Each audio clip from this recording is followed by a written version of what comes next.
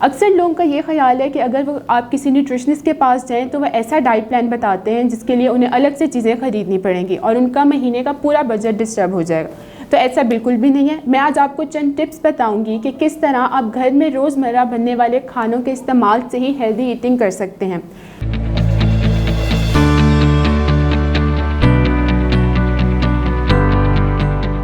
अस्सलाम वालेकुम, मेरा नाम नमरा अमजद है और मैं मसूद हॉस्पिटल में कंसल्टेंट न्यूट्रिशनिस्ट हूँ।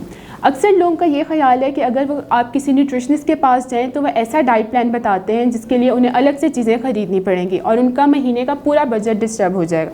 तो ऐसा बिल्कुल भी नहीं है। मैं आज आपको चंद टिप्स बताऊँगी कि किस तरह आप घर में रोज़मर्रा बनने वाले खानों के इस्तेमाल से ही हेल्दी ईटिंग कर सकते हैं।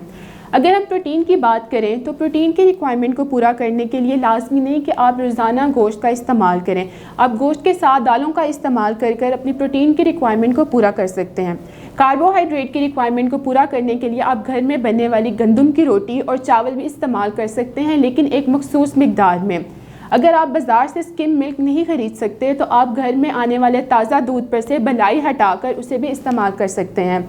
चीज़ों को फ्राई करने की बजाय आप उन्हें स्टीम या बॉईल करने पर तरजीह दें, लेकिन अगर आप कुछ फ्राई कर रहे हैं तो आप कोशिश करें कि उसे ऑलिव ऑयल में करें, और अगर ऑलिव ऑयल दस्तयाब नहीं है तो आप घर में जो भी ऑयल है वो ही यूज़ कर सकते हैं, लेकिन कम मिकदार में। इसी तरह अगर खाना बच जाता है तो आप उसे ज़ाया करने की बजाय उसे प्रॉपर पैक करके फ्रिज में रखकर उसे अगले दिन भी इस्तेमाल कर सकते हैं। जूस की बजाय आप साबित फल को तरजीह दें जिसमें फ़ाइबर की मिकदार ज़्यादा होती है, और लाजमी नहीं कि आप वैरायटी ऑफ फ्रूट्स हैं उनका इस्तेमाल करें। आप कोई भी फ्रूट जो इजीली अवेलेबल हो आप उसे ख़रीद के 3 से 4 दिन आप उसको इस्तेमाल कर सकते हैं। मुझे उम्मीद है कि ये वीडियो आपके लिए फ़ायदेमंद साबित हुई होगी। मज़ीद टिप्स या बजट में रहते हुए कस्टमाइज्ड डाइट प्लान के लिए आप मसूद हॉस्पिटल विज़िट कर सकते हैं। Thank you.